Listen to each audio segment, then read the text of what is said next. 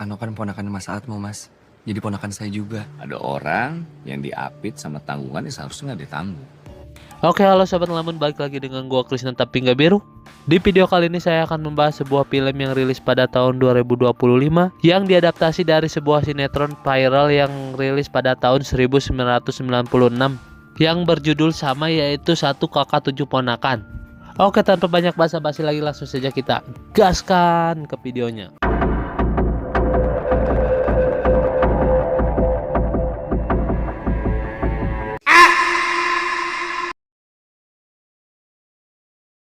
Film akan berfokus kepada kehidupan sebuah keluarga yang beranggotakan 7 orang keluarga, di mana Kak Atmo sebagai kepala keluarga dan Mbak Agnes sebagai kakak dari Moko. Pada pagi itu, Moko akan melakukan sidang skripsi perihal kelulusannya di universitas. Kemudian Moko pun langsung berpamitan kepada Kak Agnes dan Kak Atmo. Kemudian singkat cerita, ketika Moko sedang menunggu giliran, Moko dikagetkan dengan kedatangan Maureen yang membawakannya sepasang sepatu untuk Moko pakai di sidang nanti. Di sini Maureen ialah pacar dari Moko, di mana mereka mempunyai sebuah tujuan, yaitu membangun sebuah bisnis di bidang arsitektur. Namun ketika giliran Moko sedang sidang, tiba-tiba Maureen ditelepon oleh Kak Agnes yang memberitahukan bahwa Kak Atmo masuk rumah sakit dikarenakan serangan jantung. Kemudian Maureen pun menyampaikan pesan tersebut kepada Moko.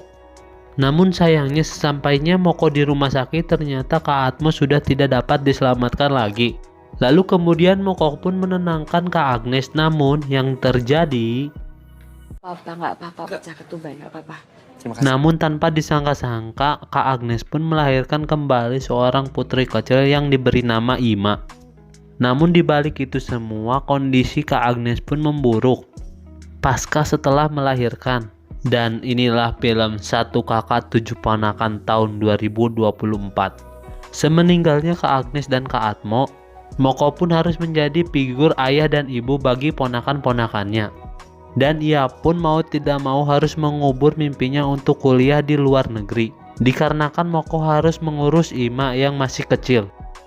Mas Eka ternyata bener-bener nggak bisa ninggalin kerjaannya di sini. Lalu kemudian pada malam harinya Maureen pun menceritakan perihal kampusnya kepada Moko. Gara-gara aku mau jadi kuliah, kamu berangkat aja di sendiri. Namun pembicaraan mereka berdua pun harus terhenti dikarenakan Ima menangis dan tidak mau berhenti. Lalu kemudian Maureen pun memutuskan untuk pulang saja. Lalu kemudian di keesokan harinya Moko pun membuang seluruh formulir pendaftarannya ke universitas impiannya. Lalu Moko pun menggantikannya dengan keperluan Ima seperti popok dan lain-lain. Di sini kita dapat melihat untuk interview saja Moko harus membawa Ima dikarenakan tidak ada yang merawatnya di rumah. Dan ketika ada imunisasi di desa pun Moko yang membawa Ima. Bahkan ketika Ima sakit, Moko pun rela untuk tidak mengerjakan tugasnya. Paham kondisi lu mau. Tapi gue nggak bisa bilang apapun alasan ke klien. Lu yang udah komit, bilang on time kan? Dan hal tersebut pula yang menyebabkan Moko harus kehilangan pekerjaannya pada waktu itu. Dan membuat mentalnya sedikit down diakibatkan pemecatan itu. Kemudian pada malam harinya Moko pun melakukan video call dengan Maureen. Ya aku mau kita putus. Kamu kalau misalnya sama aku, kamu udah punya 4 anak, Rin, dan itu nggak akan bisa. Di sini Moko memutuskan untuk memutuskan hubungan dengan Maureen dikarenakan ia tidak ingin membebani Maureen di kemudian hari. Dan di sini Moko pun memutuskan untuk merawat dan membesarkan Ima serta bertanggung jawab kepada keempat ponakannya itu, dan menjadi wali sekaligus ibu dan ayah bagi keempat ponakannya itu. Setelah mengambil lapor dari ketiga ponakannya itu pun mereka memutuskan untuk memakan es krim bersama. Kemudian pada sore harinya terlihat bahwa seluruh ponakan Moko ingin berlibur ke pantai. Namun ketika mereka melihat lokasi rumahnya di Google Map, terdapat sebuah foto yang mereka tidak duga, yaitu kedua orang tua mereka. 2 tahun kemudian terlihat Ima yang sudah tumbuh dewasa dan sekarang bisa berjalan. Namun secara tiba-tiba Moko pun kedatangan mantan guru pianonya, yang bertujuan untuk menitipkan anaknya yang bernama Gadis untuk tinggal bersama Moko dan memberikan sejumlah uang. Pak, saya bukannya nggak mau bantu, Pak. Tapi di sini juga saya ngurusin 4 keponakan saya. Namun nampaknya Ais pun mendengar seluruh perkataan Moko bersama ayahnya hingga yang terjadi Ais masuk aja dulu sini, ya. Masuk dulu aja.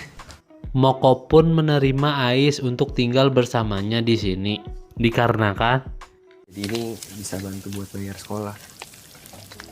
kemudian terlihatlah kehangatan keluarga Moko yang menyambut Ais begitu hangat di tengah keluarganya.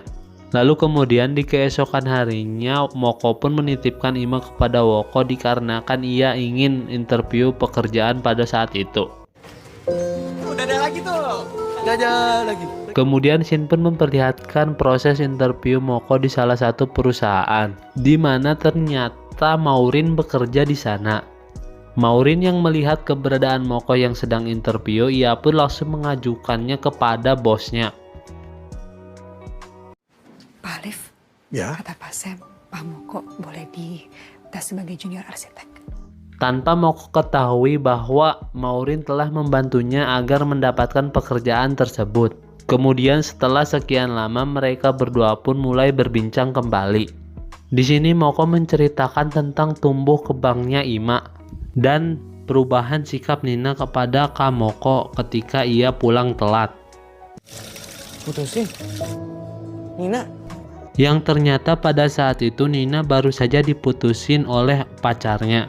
Sementara itu Woko memutuskan untuk tidak melanjutkan kuliah dikarenakan ingin membantu Moko memenuhi seluruh kebutuhan adik-adiknya. Ano bilang dia mau jadi arsitek. Kemudian tak lupa Maureen pun menanyakan perihal laptopnya Moko. Namun di sini Moko berencana untuk mengupgrade laptopnya di sore hari nanti. Kemudian pada sore harinya Moko pun menghubungi orang yang akan ia ajak COD. Namun sayangnya pada saat itu juga Ano harus masuk rumah sakit dikarenakan radang usus. Namun ketika Moko akan membayar administrasi Ano, BPJS Ano tidak dapat digunakan hingga Moko pun memutuskan Saya minta maaf, kayaknya saya nggak jadi beli laptopnya Mas deh.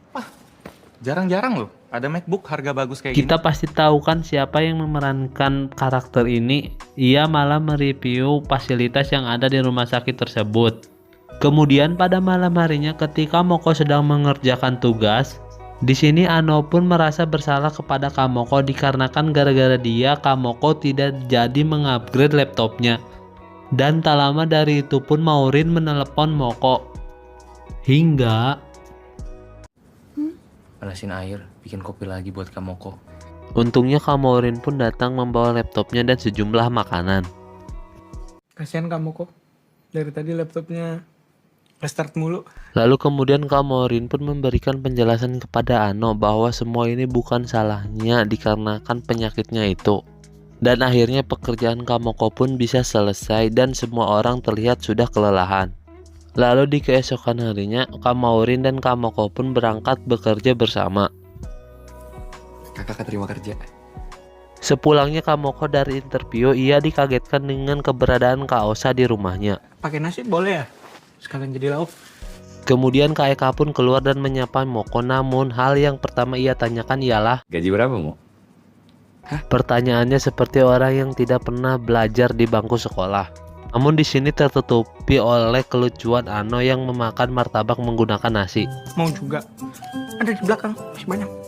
Lalu di keesokan harinya Moko pun menceritakan semua kelucuan Ano kepada Maureen. Dari Ano yang memakan martabak menggunakan nasi dikarenakan ia mengira itu martabak asin. Lalu kemudian Maureen pun menjelaskan bahwa ia diberikan voucher resort oleh Pak Robert, klien yang ia akan handle bersama Moko. Lalu ia pun mengajak ponakan-ponakan Moko untuk berlibur di sana.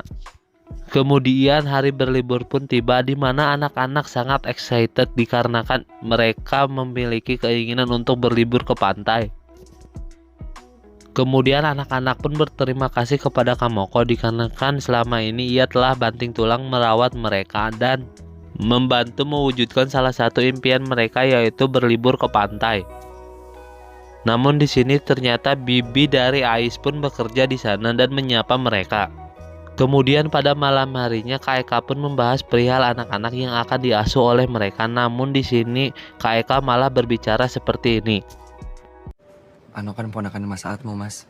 Jadi ponakan saya juga. Ada orang yang diapit sama tanggungan yang seharusnya nggak ditanggung. Tanpa mereka sadari ternyata semua ponakannya pun mendengar kata-kata pedas yang dilontarkan oleh Kak Eka, yang mengakibatkan Ais pun mau tidak mau harus ikut tinggal bersama bibinya. Kemudian singkat cerita Moko pun sudah bekerja. Namun setiap bulannya bahkan setiap minggunya Kak Eka pun meminta uang kepada Moko untuk keperluan yang tidak penting. Oh iya. Ya, ada kok Mas. Saya transfer sekarang ya, Mas. Oke. Yang selalu mengatasnamakan keperluan dari anak-anak. Namun di sini Moko pun mulai curiga dikarenakan semua anak-anak sulit untuk dihubungi. Dan di sini Moko pun sangat mengkhawatirkan keadaan anak-anak. Kemudian di sini Maureen pun mencoba mengingatkan Moko untuk keperluan dirinya di sini. Mesti misahin biaya hidup sama gaya hidup, Mo. Ya maksud gue yang harus lu tanggung itu biaya hidup keluarga lu, bukan gaya hidupnya.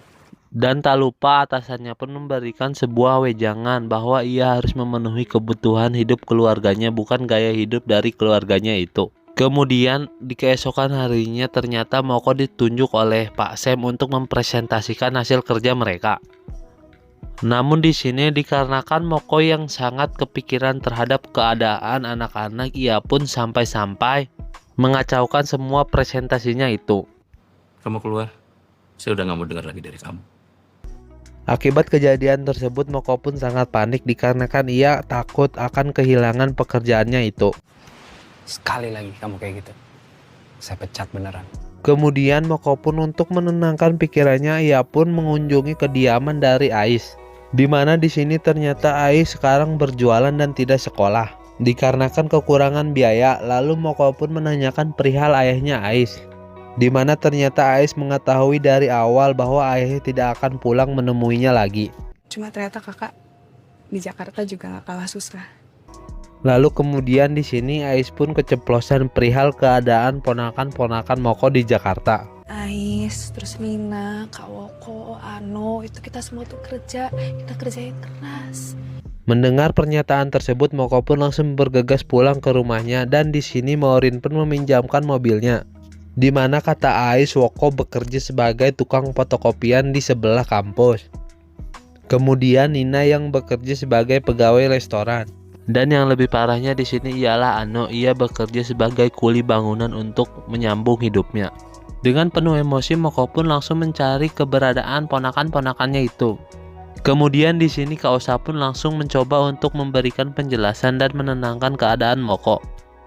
Kamu Kebukti tenang itu aja, anak-anak Mas kerja, Eko tuh Kak. pinter banget investasi. Kakak, anak-anak kerja semua, Kak. Di sini Kak Osa memberitahukan bahwa uang yang diberikan Moko dipinjam oleh Kak Eka untuk investasi. Investasi bodong, Kak. Uangnya nggak akan balik.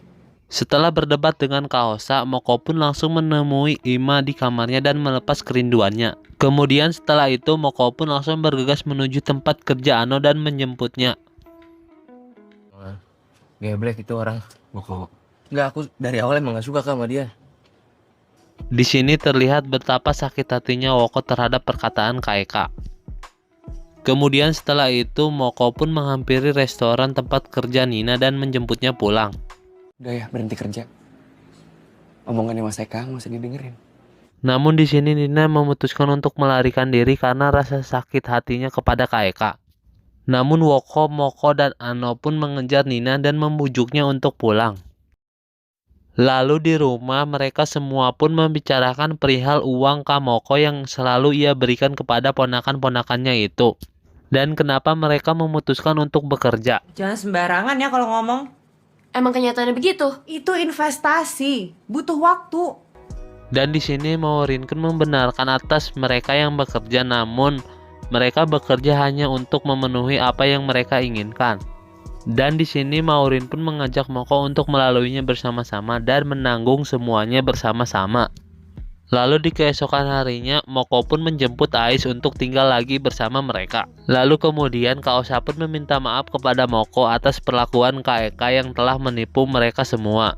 Lalu kemudian Nina pun telah menerima keberadaan Kak Osa di tengah-tengah keluarga mereka. Dan film pun ditutup dengan Moko yang melihat kebahagiaan-kebahagiaan di keluarga dia. Oke Sobat Lemon, bagaimana nih untuk film kali ini? Sangat mengandung bawang sekali bukan? Dan untuk nilai-nilai kehidupan yang dapat kita ambil dari film ini ialah hidup memang semuanya butuh uang, namun uang tidak dapat menjamin kebahagiaan dalam suatu keluarga. Oke Sobat Lemon, jika kalian suka konten seperti ini jangan lupa untuk tekan like, comment, and subscribe. Bye-bye.